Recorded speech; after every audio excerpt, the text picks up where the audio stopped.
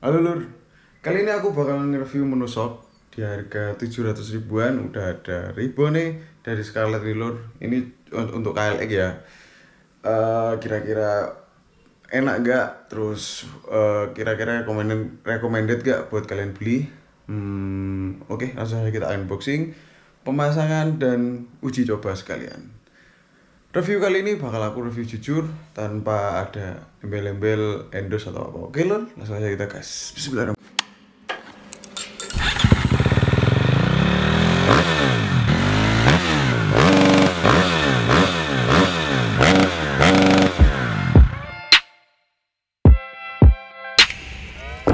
Ku kenalkan kepada kalian.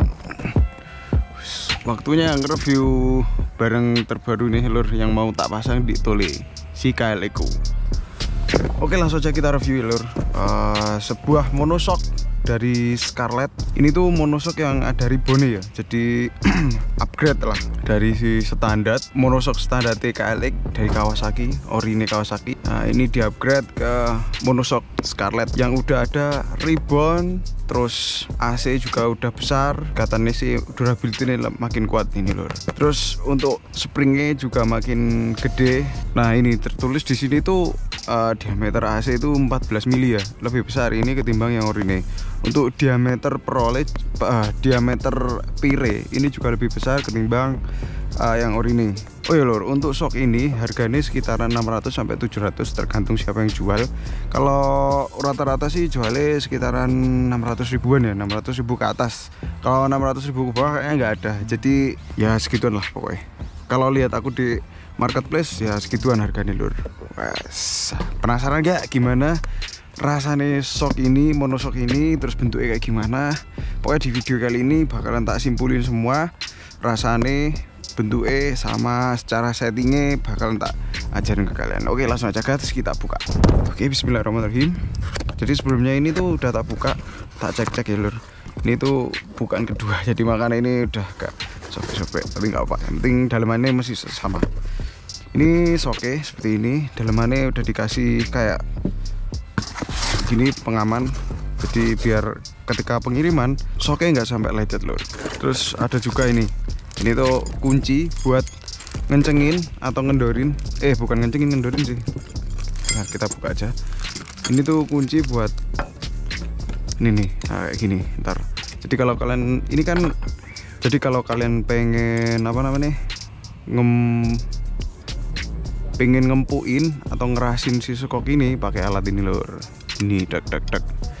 Jadi bedanya ini kan kalau monoshock dari Scarlett kan ada dua, yang tabung sama yang non tabung. Nah, kalau yang non tabung itu dia manual untuk ngempuin sama ngerasin.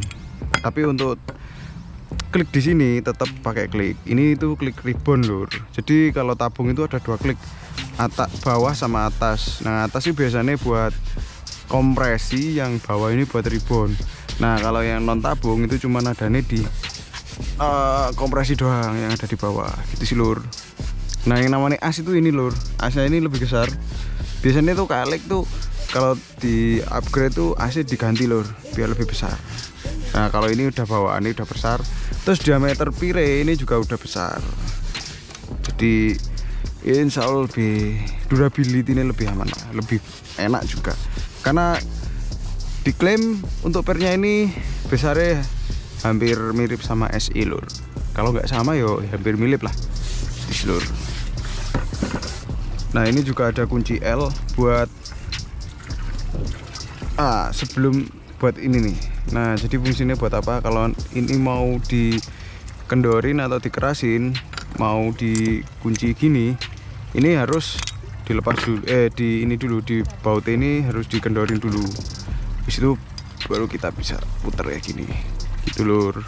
Nah, kalau kalian pernah ngempuin sama ngerasin punya standar itu kan harus apa ya, harus dipukul-pukul Lur, yang bagian gerigi telundakan itu apa ya, tangganya itu. Nah, kalau di sini cukup enteng ya Lur, ini enteng banget. Jadi enteng banget, enak. Jadi kalau ketika kalian pas rabasan mau nyeting empuk kerasnya, tinggal langsung gini muter gini, wes enteng banget itu, enak. Pokoknya ini makin ke atas makin empuk, makin ke bawah makin keras. Tergantung bobot kalian sama tinggi menurutku. Jadi ini tuh tergantung bobot sama tinggi nih kalian. Kalau kalian ibaratnya masih jinjit di motor, bisa diturun ini dinaikin. Jadi nanti biasa ambles. Kalau aku lebih suka ke empuk lur, karena enak, empuk itu enak menurutku. Nyaman dan motor tuh lebih pendek. Jadi handling lebih enak.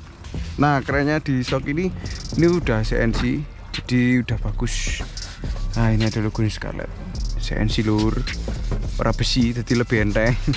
Ini CNC aluminium. Oh keren, jadi lebih enteng. Bobot ini sama orinnya beda jauh. Ya nggak beda jauh tapi beda lah, kalau dirasain tuh beda. Terus apa lagi ya untuk shock ini? Oh iya, panjangnya ini sama kayak orinnya, jadi kalian nggak perlu ngubah-ngubah atau ganti link atau apa-apa, tinggal PNP plug and plug di KLX. Oh iya lur, belum tak sampein juga, untuk ribbon klik ini ada 22 klik. Wah banyak ini pilihan. Jadi ribbon ini gunanya ketika kalian tipe ngendarain kalian. Jadi kalau kalian sukanya di hard itu ribbonnya lebih diempuin, di slow, di fast. Yang ini kan fast sama slow.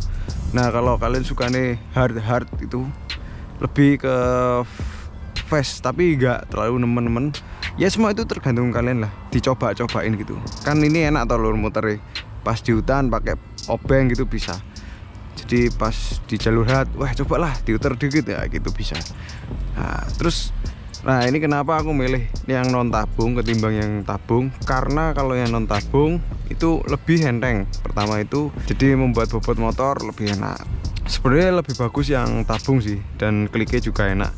Cuman aku tuh jarang nyeting kompresi yo, jarang banget nyeting kompresi. Kebanyakan itu ribbon yang tak setting cepet-cepetan gitu, karena setiap jalur itu ribbonnya beda-beda lur. Gitu lur. Ya selera sih, seneng yang ini, yang non tabung apa yang tabung. Kalau yang tabung emang keren, tapi kalau yang non tabung ini lebih, menurutku sih lebih mantap lah, packaging gitu loh. Tapi setiap orang kan beda-beda. Yuk langsung aja kita gas pemasangan di motorku Citley. Yuk langsung aja gas.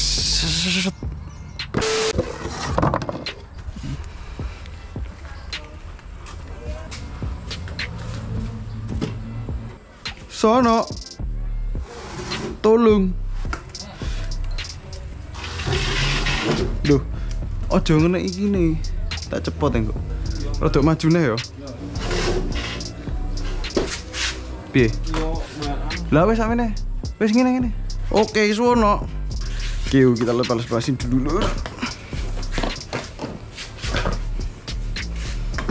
Kita tuh lepas yang sini. Ini ngelapong ngepas jok. Gak usah sini. Baut dikit dilepas, seret, sama baut yang sini.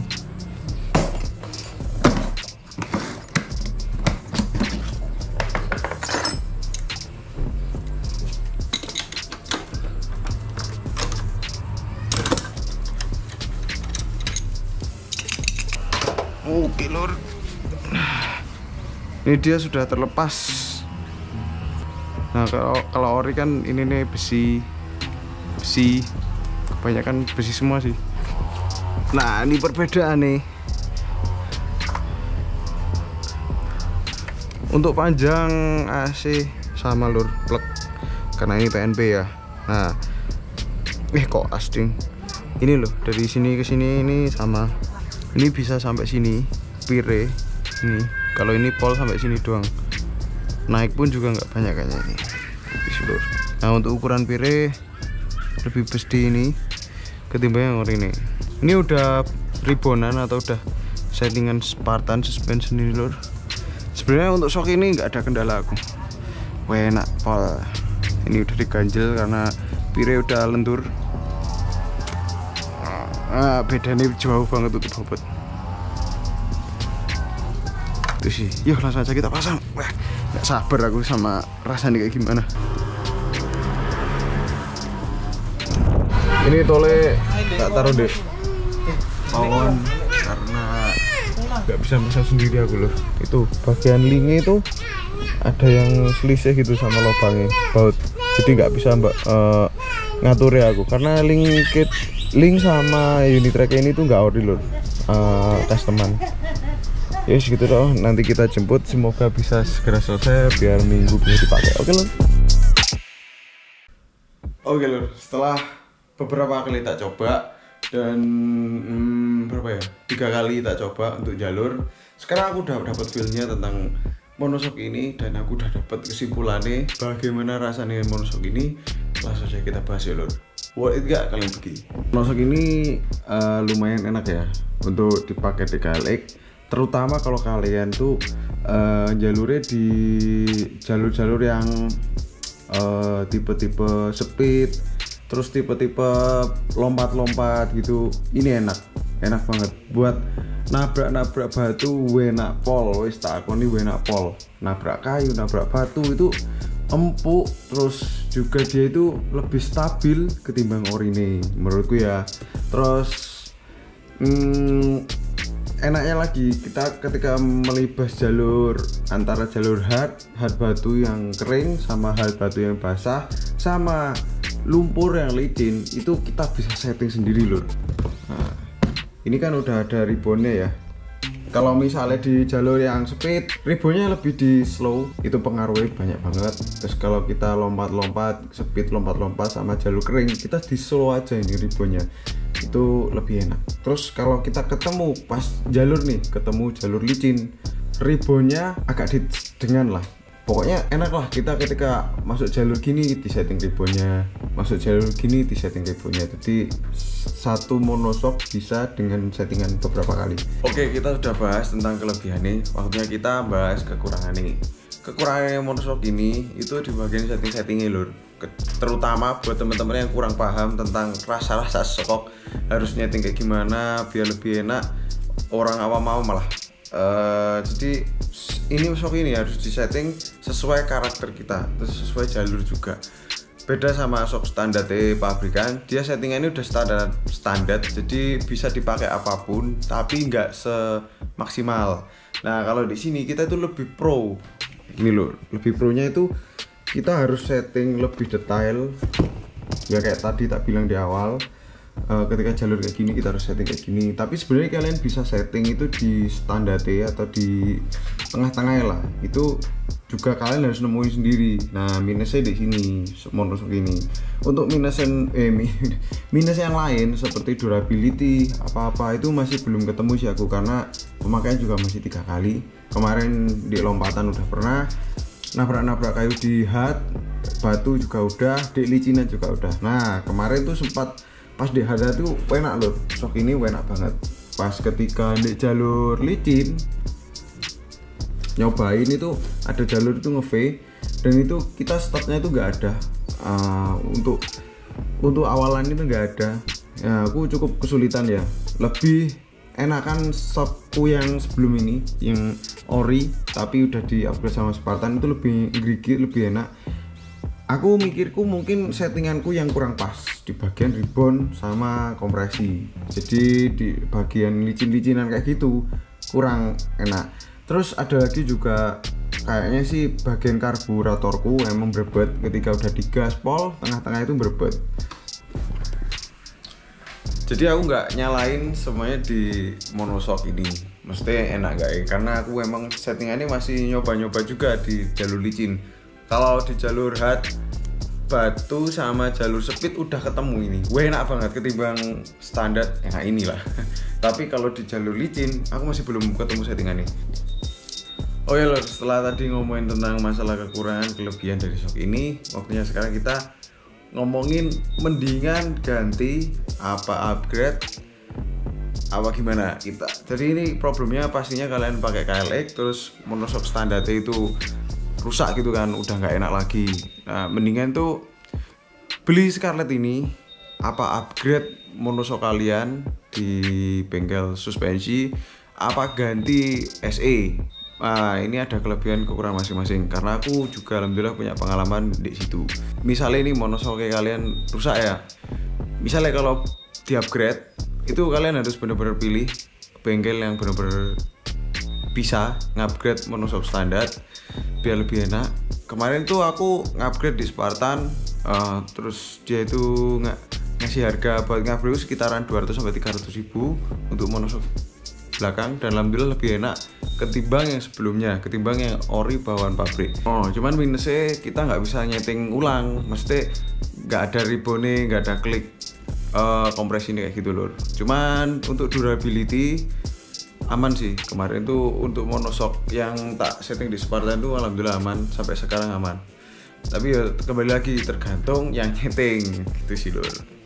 Terus untuk pilihan kedua kalian ganti ke CR atau ke SE 85. Nah itu enak, dipastikan enak, cuman harus bener-bener pinter nyetingnya linge, bener-bener pinter nyetingnya klik antara ribbon sama kompresi, itu baru dirasakan enak. Karena parkanku kemarin habis ganti juga lur CR85 dan rasanya udah ketemu sih pas dipakai speed udah enak, dipakai lompat-lompat enak, di sirkuit lah pokoknya enak. Tapi kalau dipakai di jalur licin ya kurang mantap lah, karena mungkin itu belum ketemu di bagian settingan link atau di bagian settingan kompresi sama ribbon ya lho deh. Kelebihan nih kalau pakai CR85 atau SE Kalek itu dia tuh lebih durability lebih bagus banget, karena juga dia itu produknya emang asli ori ini pabrik yang kompetisi kan ya, dikhususkan untuk motor-motor cross gitu, jadi untuk awet pasti awet. Oke, sekarang yang pilihan ketiga ganti monoshock Scarlett ini lur. Kalau menurutku kelebihannya itu kita dapat barang baru, terus kita punya barang dua antara yang Scarlett sama yang Orine. Kita bisa jual yang Orine terus dipasangin yang ini. Ini udah bisa disetting sendiri, terus dia tuh udah PNP, jadi lebih mantap lah. PNP ini linknya kita nggak usah setting-setting lagi, udah dipastikan cocok. Jadi kita mungkin PR-nya tinggal setting-setting deh, klik dong gitu sih lur. Ntar Orine dijual masih bisa laku 600 sampai 700 lah, lihat kondisi. Jadi kita bisa balik modal gitu sih lur kalau beli ini. Cuman ya untuk durability kita tapi untuk durability aku belum bisa menjamin untuk monoshock ini apakah sebagus Orine atau enggak, karena aku juga pakai masih beberapa kali doang. Tapi Scarlett ngeklaim kalau ini tuh nih maksimal durability, ini ada tulisannya. Nah sekarang waktunya menurutku rekomendasi mana sih dari tiga itu, dan apakah ini rekom untuk dibeli? Oke, semua itu tergantung dari uang kalian. Kalau uang kalian banyak mendingan ambil SE. Kalau uang kalian bener-bener nipis banget dan kalian udah kenal ada bengkel suspensi yang terpercaya, kayaknya wah masuk nih kalau desain di sini, mendingan setting aja dulu, karena setting itu paling enggak 200 sampai 500 lah. Tapi kalau 500 mendingan ambil ini aja. Kalau 500 settingnya. Nah kalau masih sekitaran 200 udah enak, mendingan setting dulu aja lur. Nah pilihan ketiga kenapa ambil ini ya, kalau kalian bener-bener pingin balik modal ambil ini aja gitu sih lur. Menurutku lebih ke prefer ambil ini aja, terus yang ori ini dijual gitu sih lur. Makanya mungkin lebih rekomen beli ini aja lur. Ya semoga videoku kali ini semoga membantu info nih Scarlett ini. Maaf kalau pengalamanku masih kurang lama untuk nge-review monoshock ini. Ya nanti tak pas ngevlog coba tak ini sharing lagi loh. Makanya tonton terus videoku biar tahu tentang part-part apa aja yang tak pakai dan rekomendasi part apa aja yang menurutku bagus dipasang di motor kalian. Ya semoga salam sukses, terima kasih sudah nonton dari awal sampai akhir.